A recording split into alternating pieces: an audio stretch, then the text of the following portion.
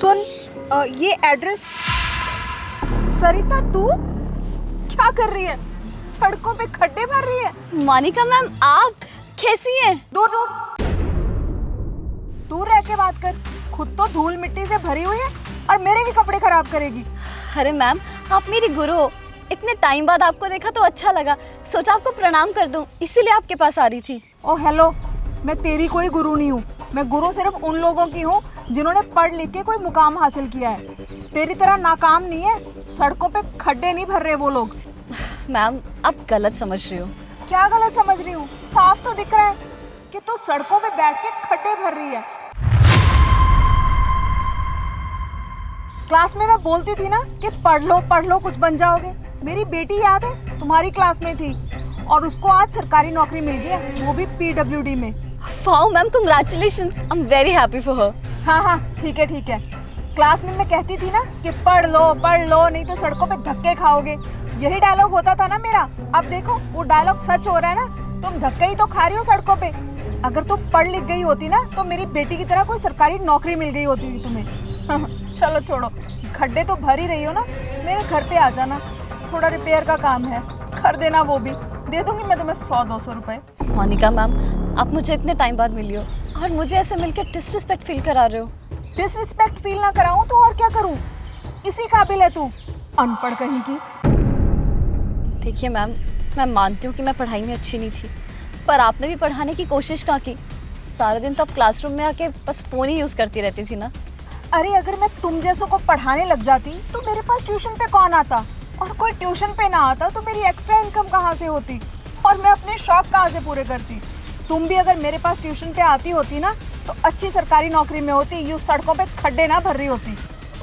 Excuse me ma'am, चले, हम लोग ऑफिस के लिए लेट हो रहे हैं। मैडम,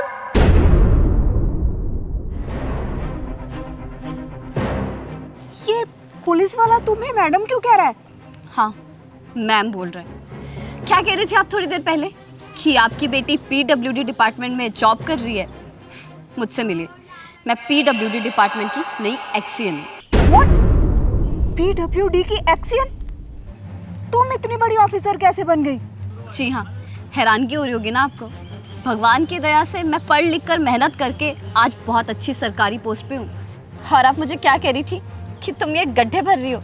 ये सब ना मैं अपने देश की सेवा करने के लिए कर रही हूँ, आपके जैसे नहीं जो अपने देश के साथ खिलवाड़ कर रही हूँ।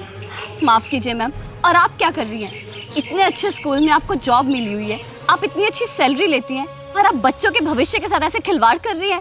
बच्चे इतनी उम्मीदें लेकर स्कूल में आते हैं, पेरेंट्स अपने बच्चों को फीस भर के स्कूल भेजते हैं कि उनके बच्चों का भविष्य अच्छा बनेगा, उन्हें अच्छी शिक्षा प्राप्त होगी।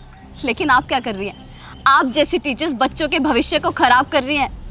मैम, आप मेरी गुरु हैं, पर फिर भी आपके सामने एक बात कहना चाहूँगी। इस देश में ना 2 तरह के ऑफिसर्स होते हैं, एक आप जैसे जो कि करप्ट होते हैं, और एक ईमानदार ऑफिसर्स जो मेरे जैसे होते हैं, जो देश का नमक खा के ना देश की सेवा करते हैं। पर बेटा, तुम इतनी बड़ी ऑफिसर बनी कैसे? और ऑफिसर होने के बाद भी तुम ये खड्डे खुद क्यों भर रही हो? दरअसल मैम, मैं सरकार से सड़कें ठीक करवाने के लिए फंड्स मांगती रहती हूँ। सरकार जितने फंड्स देती हैं उसमें सारे रोड्स ठीक नहीं हो पाती, कहीं ना कहीं गड्ढे रह ही जाते हैं, क्योंकि आप जैसे करप्ट ऑफिसर्स जो हैं, जहाँ भी गड्ढे दिखते हैं मैं उन्हें भरना शुरू कर देती हूँ, क्योंकि इन गड्ढों की वजह से मैंने किसी अपने को खोया। मेरे फादर, उनकी कुछ टाइम पहले रोड एक्सीडेंट में डेथ हो गई। वो घर वापस आ रहे थे और सड़क पे एक गड्ढा आया, उस गड्ढे में उनके 2 व्हीलर का टायर फंस गया और वो वहाँ गिर गए और ऑन द स्पॉट उनकी डेथ हो गई। सोचिए मैम, अगर वो खड्डा वहाँ नहीं होता तो आज मेरे पापा जिंदा होते, मेरे साथ होते। बस यही वजह है कि जहाँ भी सड़क पे मुझे गड्ढे दिखते हैं ना, मैं भरना शुरू कर देती हूँ। मुझे इस चीज़ से सुकून मिलता है। मुझे ऐसा लगता है कि क्या पता मेरे गड्ढे भरने से किसी की जान बच जाए। अगर गड्ढे भरूंगी तो क्या पता किसके परिवार का सदस्य बच जाए। मैम, ये सब करके ना मुझे बहुत सुकून मिलता है। मैम, मैं वैसी ऑफिसर नहीं हूँ कि सरकार से पैसा लेके एसी कमरे में बैठ के काम करती रहूँ। मुझे ये सब काम करने में सुकून मिलता है। मुझे सच में ऐसा लगता है कि मैंने देश के लिए कुछ किया है। आई एम सॉरी बेटा, मैं तो तुम्हें बहुत नालायक समझती थी, पर तुम तो बहुत काबिल निकली। मुझे प्लीज़ माफ़ कर दो। नहीं मैम, आप मेरी गुरु हैं और गुरु शिष्य के आगे कभी हाथ नहीं जोड़ते हैं, शिष्य हमेशा गुरु के आगे हाथ जोड़ते हैं। मैम, मैं माफ़ी चाहूँगी, लेकिन फिर से आपसे कह रही हूँ, बच्चों के भविष्य के साथ खिलवाड़ मत कीजिए।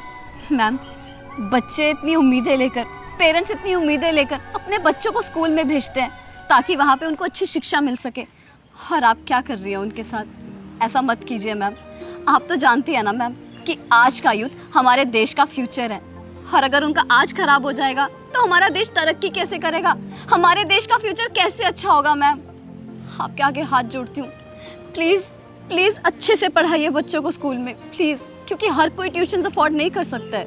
हाँ बेटा, मैं आपकी बात समझ गई हूँ, और आइंदा कभी मैं किसी स्टूडेंट को अंडर एस्टिमेट नहीं करूँगी, और क्लास में भी अच्छे से पढ़ाऊँगी।